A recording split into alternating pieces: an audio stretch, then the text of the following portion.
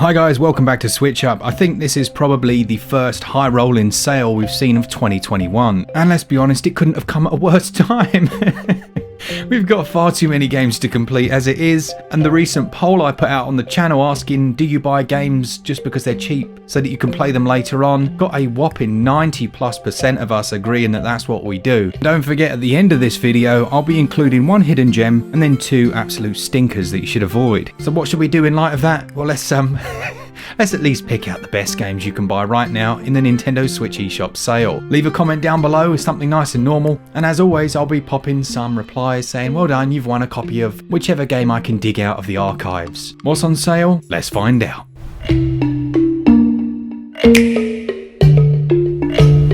First up, and at its lowest ever price, we've got Moonlighter, which was a great game. It has a fantastic soundtrack, and is one of those games where you'll be humming that soundtrack long after you finish playing. The essential premise goes that at night time you'll be spelunking in dungeons, looking for treasure, and any monsters or mobs you kill will award you items that you can then sell during the daytime in your shop. It's quite a simplistic premise, but developer Digital Sun do a really good job of tying everything together. What I potentially would have liked is a little bit more in terms of the overall village that you're living in and how that grows as the game goes on. And it can be a tiny bit frustrating because the dungeons can be brutally difficult, but I liked it. You get the ability to walk back to your town, drop off the goods that you've gathered and then head back out. You've got a little bedroom in your house that you can sleep in and put items in the chest before beginning a new day and selling loads of stuff. It's a super chill game, I really enjoyed it, and if you want to, we do have a full review of it on the channel. There's a couple of DLCs as well. I think Between Dimensions is already out and that's also on sale. This one is 70% off until February the 28th, and it has a download size of 1.9 gigs. Next then, and another that I said I'd mention when it came back on sale, and it's Lacrimosa of Dhana. This is 60% off. It's a ludicrously cheap 20 quid for what you're getting. It's a very cool, if a little bit cliche story where you find yourself washed up on an island and you and your companions gradually rebuild a base area. As you find new survivors, it helps unlock different parts of the island, but it's an action RPG and it's got some great boss fights as well. It comes from publisher NIS, but was developed by Nihon Falcom, and is by far one of my favourite RPGs on Switch. I've got to be honest, I'm a tiny bit saturated with turn-based combat, so having the action RPG style, I find it a little bit easier to pick up and play now. It's a great game, a very cool island adventure, and some really memorable moments that you won't forget. This one is on sale for 60% off, so 20 quid, and that sale goes on until February the 28th.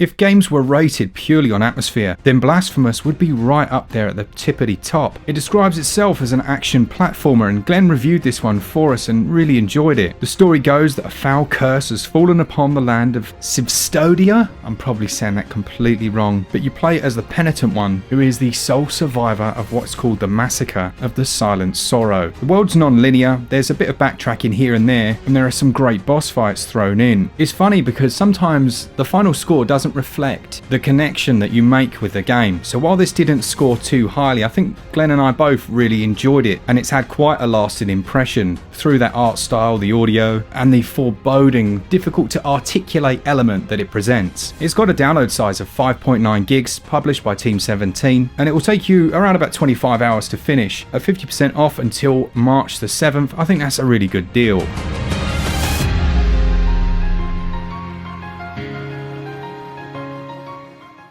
Next up, and we've got another game that's top of its genre, and it's The Messenger. This was a really cool little release. At first, we thought it was just a standard level-based side-scrolling platformer, but about the halfway point it opens up and turns into a Metroidvania, and there's a lot more freedom. It is a brilliant game.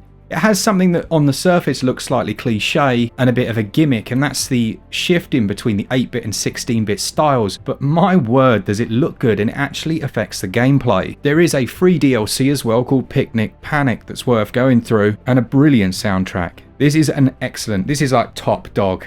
Obviously it's publisher Devolver Digital, and those guys just know how to pick good games, but it's developer Sabotage that have done all the hard work. You're looking at a download size of 1.9 gigs, and that sale goes on until February the 28th. at £8.99 or your regional equivalent.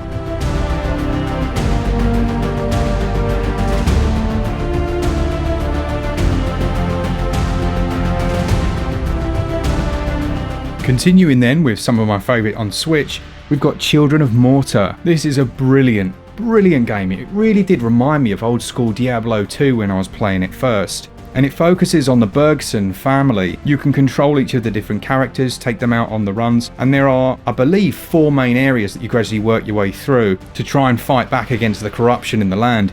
But one of the best ways to play this is in local co-op with a friend. While it's a roguelite, we've seen with things like Hades how well story can be implemented. And actually I'd say this was the precursor to that narrative masterpiece, in that every time you play this, there'll be a cut scene and it will tell you a little bit more about this family, and it's very compelling and compulsive. I love the art style. It might not be for everyone, but I think it's fantastic, and at 50% off, it's a complete bargain. Now there is a DLC for this as well called Paws and Claws, which, as the name suggests, allows you an animal shelter system, which is awesome, and it's a new segment in your house. And then you can herd a variety of different animals that you visit, like deer and fox and birds, and then use little treats to feed them and look after them. I mean, that's worth the price of admission right there, isn't it? Incidentally, that DLC is £3.59, so you could buy the base game and DLC for £13.59, which is a real steal. It's got a download size of 2.2 gigs, and as mentioned, local 1 or 2 player co-op, and it will take you around about 30 hours to do everything. That sale goes on until February the 28th.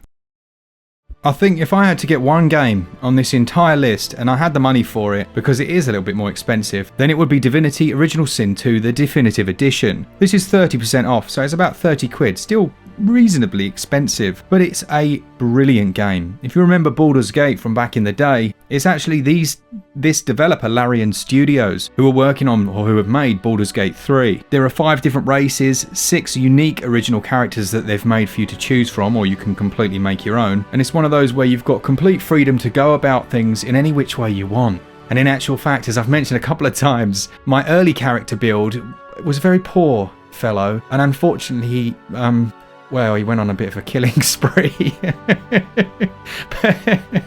But by the end of the playthrough, he was very rich, but also very alone in this world.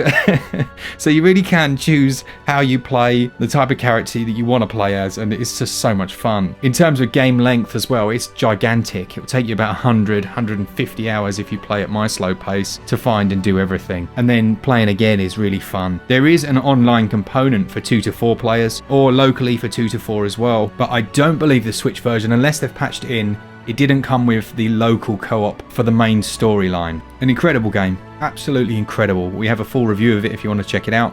11.8 gigs to download, and that sale goes on until February the 28th. City of Brass is an exceptional roguelike game that's in the first person, giving the player a whip and a sword and challenging them with working through the different stages. Now, little do you know, or some of you will, that many of the developers of BioShock worked on this, and you can see in the quality of the final product. At this ridiculous price, this is 85% off, it's 2 quid or your regional equivalent, and that's insane. For that price, you owe it to yourself to at least try it out. You can use that whip to swing to high areas or to evade enemies, and you'll gain a load of different abilities. There are some tough boss fights thrown in as well. As with all roguelites, there's a touch of repetition. It doesn't do the repeating story the same way something like Hades does. This is very much start a new run, off you go again, but maybe you've unlocked some permanent upgrades, or you've got some new items that you can then use on that run. It's very addictive. I think it's really good, and Uppercut do a great job of trickling those unlocks to make it enjoyable each time you play. It's a 1.8 gigabyte download, and that sale goes on again until February the 28th.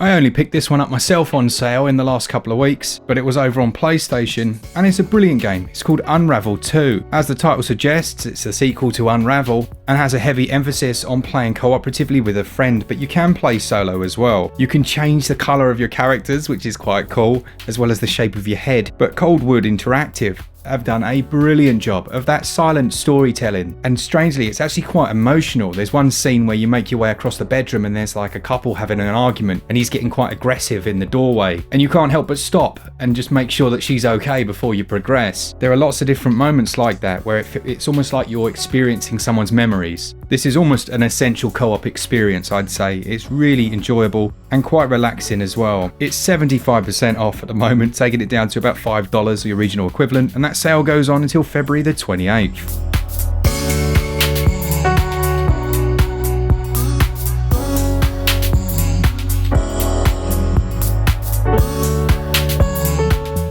Next up then, and it's one that's got quite a cool little story behind it, and it's Lonely Mountains Downhill. Now there are some games, as I'm sure you'll all know, that you just don't really fancy. Kind of see them and go, yeah, that's not for me. And for whatever reason, I'm not going to lie, I did that with this game.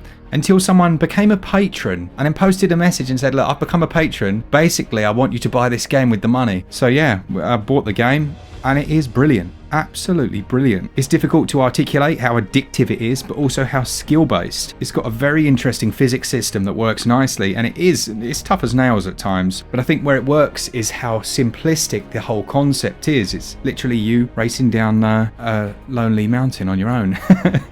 You can choose different bikes and outfits and paint jobs, but then it will get its hooks really into you when you're trying to get on those leaderboards, and I think that's where it really shines. A brilliant game.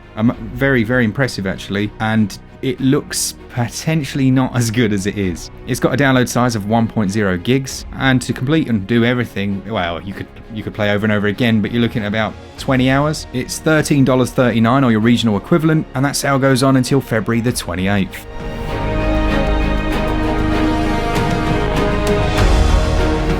Now it's perhaps a little more unlikely that you haven't already got Ukulele in the Impossible Lair because it's awesome, but at this stupid price, you've got no excuse. It's 75% off, about $7 or your regional equivalent, and yeah, as the introduction suggests, this beautiful 2.5D style platformer is full of tricky puzzles. It's not an easy game actually, but those characters, Yuka and Laylee, are brought back in the best possible way. Don't be fooled by its cutesy exterior because yeah, it's not an easy game, and it has an overworld area that you can fully explore to then unlock more of the 2D levels. Now I believe there's a DLC out for this one as well, but I don't know if that's just cosmetics or what. The original Ukulele is also on sale if you're interested, and this sale goes on until March the 10th.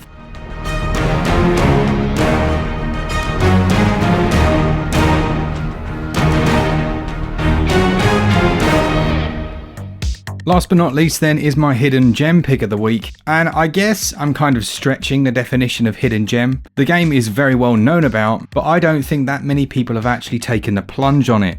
It's God Eater 3, and I was talked into it by one of you guys when I kept banging on about Monster Hunter, which is awesome. But you said, hey, you should really try out God Eater 3, it's really good, it shares a lot of the same mechanics, and I ignored them until I didn't. And when it dropped down to this price in December, I picked it up and yeah, brilliant, really good game, but much quicker than something like Monster Hunter. It's very, very swift, and there's more people taking part in the action.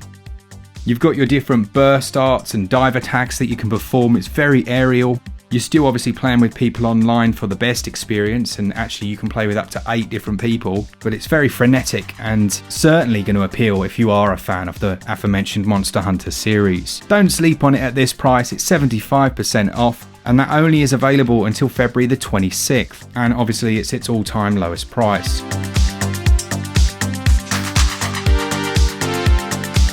That's it for the games that you should pick up, but having said that, obviously the sale's so massive, there are loads. All of the 2K games like Borderlands, the BioShock series, they're all worth looking at. You've got things like Diablo 3, but we mention these so often. Obviously Ni no Kuni is on sale, it's always on sale, and I'd be inclined to potentially go for Tales of Vesperia over that. The Burnout games are on sale as well. Burnout Paradise for that price, $14, that's a bargain. But alas, we've done our 10. Let's look at 2 games that you should avoid because they are absolute cheddar, and by that I mean they stink.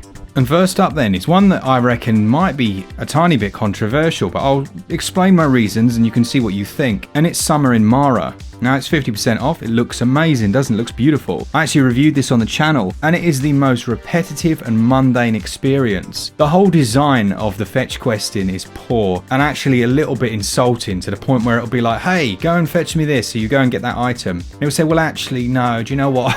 I prefer the red one. You go away, get the red one, bring it back, and they'll change their mind back again. Now it's not obviously that exact thing, but it's very similar to that throughout the entire experience. Now, I was looking at it thinking, amazing. Do you know what? I love these kind of farming simulator come RPGs. I'm a huge fan of Stardew Valley, which incidentally you should pick up because there's a massive update out for. But the farming aspect of this is weak, very weak. You'll leave your island back to the main town area to pick up seeds, head back and forth, but it never feels like you've got autonomy in your own hometown, or home island, I should say. Again, you could look at this and say, hey, he's wrong, he has to be wrong, this looks brilliant. But from my opinion, I would advise people to avoid this and head over to something more like Stardew Valley. And the performance as well was not great.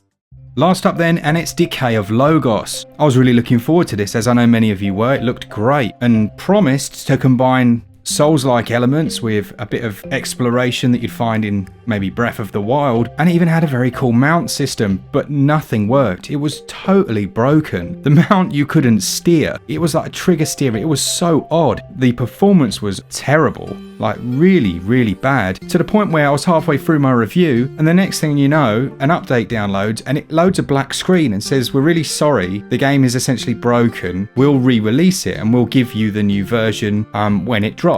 Did they give us the new version so we could review? No. The new version came out, people obviously started buying it, a completely separate application, which we couldn't access, and lo and behold, it was still terrible. So yeah, this annoyed me on many levels and was a little bit underhand, and they really ballsed it up in all honesty. So Decay of Logos, no, you failed, my friend. You have failed. It's a shame as well, because underneath it all, there was potentially a good game. Right, that's it for this week. That one was a bit brutal, wasn't it? I hope you've enjoyed the video. Do hit all the buttons. I hate that. Hit that like, hit the subscribe. Nah, just do what you need to do. Thanks to our patrons who support us each and every month, and to all of you who watch the channel, we really do appreciate it. For all things Switch, all the time, keep it Switch up. Cheers, guys. See ya!